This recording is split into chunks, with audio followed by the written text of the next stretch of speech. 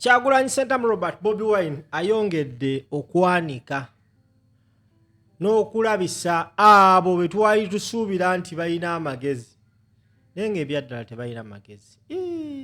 Mpulira ennaku ku mutima.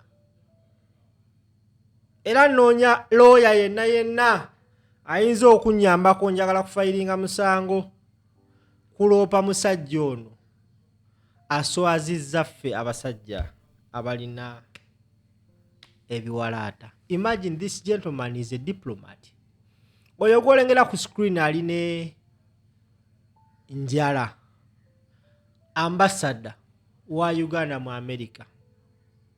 Naye gwe ssebo banya bandaba Kyagulanyi Sentamu Robert Bobi Wine yamugasse ku kanywa kazenga alabise okumala ebbanga. At first when I saw this post nalowoozezza nti oba just baana oba just bano ba misquotinze this gentleman. Nengamba tasobola kwogera such a statement. This gentleman yava n'ategeeza nti you have been seeing with the trip of Bobi Wine. It is not by coincidence that he has no photo opportunities with the senator and state departments. They don't want to be seen with him. It is politically risky for them. Those are the words this old man, old bald-headed man atuswaziza ffe ab'ebiwalaata bannaye. No, omuntu yenna eddagala eriwonya ekiwalaata nkusaba nyamba ontuukire kati nzize ku ntono ya video nyongera okutegeeza gwe atulaba right now nti mbasaba mujje mutuwagire. Zaid Lighting Store. Bazzukulu ba Kagodo twakoze business tutunda amataala. Oyina hotelo, oyina restaurant, oyina apartments, oyina makago. Jangu bambi otuguleka amataala tusobole olisa family yaffe mbeegayiridde kuba kweze number for more information. Now, omukulu ono eyo tweet we nagirabye nendowooza nti byanjwanjwa. Mbadde mbitayita nengokka clip akalaga ambassador yennyini Adonia Ayebale ng'ayogera the same words. Naye this person I strongly believe alabika wali yasanyaladde kubanga Kyagulanyi Sentamu Robert Bobi Wine kye yamukola yava n'akola statement eno ennaku z'omwezi ndowooza it was like 5 days ago. Lwe yagikola enkera Bobi Wine ate ekifaananyi ng'alina omukungu omu mu gavumenti ya America. Ekifaananyi yo kye yata abasinga wali olusobola olowooza nti oba Photoshop. Yes, abasinga babyogera. Naye ever since that gentleman has never come out to say any statement okuva ekifaananyi ekyafuluma nga Kyagulanyi ali n'omukungu omu mu America.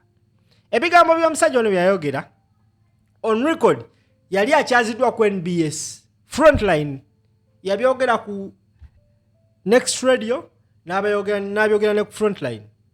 Byebina ebigambo byayogera njagala biwulirize n'obwegendereza ate nkomewo mbeere nga ndukuviira ku ntono yayogera bw'ati kwolwo lunaku. Look here, he's of course meeting his supporters. He's trying to, of course, discredit the government. I mean, look at the talking points he was having in Washington. You know, soldiers at my house no longer there. He confirmed leaders are being released, and I think the issues are here.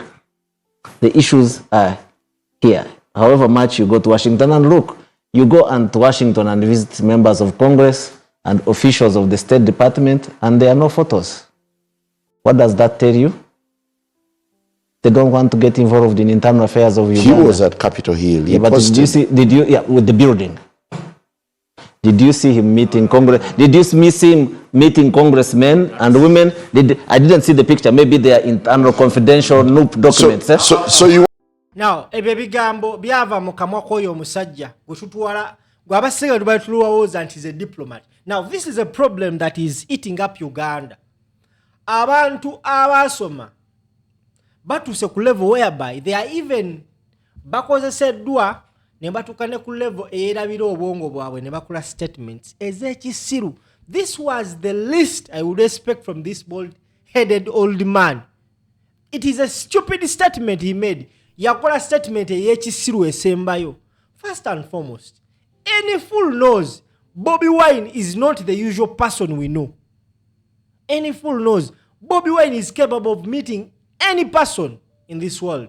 Luachi. Because in Uganda, it's not hidden knowledge. Any fool can note Bobi Wine is the leading opposition leader. Any country that has democracy, democracy, would love to meet a person like Bobi Wine, to hear his side of the story. Now, this old, bald-headed man made that statement. It is possible Bobi Wine is meeting any person. Now, just yesterday but one, House Foreign Affairs Committee, kumukutu gwabo gwa X, ne batekayo post, nga bali n'ebifaananyi ne Bobi Wine, nga they are engaging. Now you imagine, you sit down and imagine, what was this old man thinking, making such a statement? Now, abaana bamuguddeko ku mukutu gwa X, ne bamugamba owaye mukulu tubuulire, wano wabaddeko ki okukola eno statement, because yakulabisizza. A man of your caliber, you're not supposed to make such silly and stupid statements. Because you also know who Bobi Wine is. You're not even an inch next to him. A person obancho gerentia simanyi baneze mpulya n'oluzungu luntame bannayo byogera bane munyambeko. Omusajja omukulu nakola such a statement. The next day Bobi Wine ate ekifaananyi ng'alina omukungu omu amanyikibwanga Gregory Mix naye gw'amanyi. Wayitawo ebbanga lya nnaku bbiri. A House Foreign Affairs Committee Department ne bata ebifaananyi ne bateekawo ne caption ne bagamba nti Gregory Mix, it was an honor to reunite. Oyinza okuba Adonia yeba tutegeera luzungu naye nkimanyi at least omanyimu akatono kyemmanyi sente tezisobola kusiruwaza kutuuka kwa yo level. The guy said it was an honor to reunite with Bobi Wine. Reunite kitegeeza nti by uniting ako sometime back they have reunited again. Whose tireless pursuit of a free democratic Uganda has inspired millions around the world. His leadership of a non-violent struggle to end Uganda's crackdown on political opposition groups and strengthen human rights provides important guideposts for the US-Uganda partnership. That was a post. Eri kumukutu gwabwe oguli official. I bet if this old bald-headed man can come back again on camera na kolachi na beranga backing his statement, abaana bamubuziza ku Twitter ye muntu abadde tatera nnyo kwogera bintu biwanvu nnyo naye atandise okukola post empanvu nga nnyonnyola ekimu kubiraga nti yakunamye bamukunamizza oyo Bobi Wine yamumaze n'amusawali. I strongly believe tasobola muddamu munyega. Waliwo abantu nga Bobi Wine yabatayaga masiddamu banyega. When did you last hear Bobi Wine speaking a name Gashumba mukamwake? When did you last hear that name? Because alaba is irrelevant ku bintu byalina ku mutwe gwe. Gashumba alinganga under his feet. Tasobola kumuwa budde kati Adonia yebale naye Bobi Wine yamutaddemu eyo kaliba.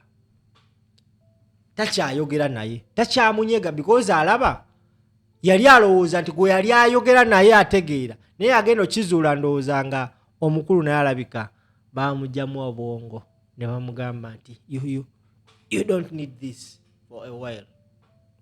You're on national TV, you make such a statement. Few days after abasajja ne bate ebifaananyi okategedde ate nga omuntu oyo gwe yabadde naye, Adonia yebala asobola okuba n'abakakasa who that man is. The man Bobi Wine met, that man, Gregory Mix, is not a usual person. Si muntu wa bulijjo. And moso omuntu gwali naye mu kifaananyi kyolengerawo gwe ssebo oba nnyabo alina omukyala asinga okuba ow'amaanyi mu Amerika gwe bayita Nancy Pelosi mugende mumunoonyerezeeko sigenda mubasomesa agenda. Bannaaye nze mpulira nkoyina okwogera ku basajja nga Badonia yeebale n'omutwe gunnuma. Omusajja gw'oswaziza ab'ekiwalaata. People used to think ab'ekiwalaata ffenna tutegeera. Naye kati tugenda tutandika okubasunsula. Owekiwalaata okuwa amagezi okugamba nti oli w'amagezi omala kwogera tulabye ebikuvaamu. Adoni atuswazizza. Nyongera okutegeeza gwe atulaba bambi jangu mpagire. Zaid bazzukulu ba Kagodo twakoze bizinensi. Tutunda amataala. Mwabalaba video zange. Video zange zirabibwa millions and millions of people. I just pray one day lucha kumacha at least abantu nga 10 ne mujja ne mungulako amataala. Wali ku Zaid lighting store. Bazzukulu ba Kagodo tuyagale bannaye. Tetuli bulungi mujja mutuwagire. Yes. Oyina apartments. Oyina amaduuka. Oyina arcade. Oyina essomero. Oyina amakaago gali kwoleka gaggadde jangu tuguza amataala. Ate business yemukomo tuwagira. Tuwagenda tuwongera mukati waliwo abagabe bane twagala waya. Ne waya twazirese za buli kika. Byonna ku Zaid lighting store. Bazzukulu ba Kagodo ne Zaid twabirese. Muje mutuwagire bampita simple mubere bulungi. Mweraba.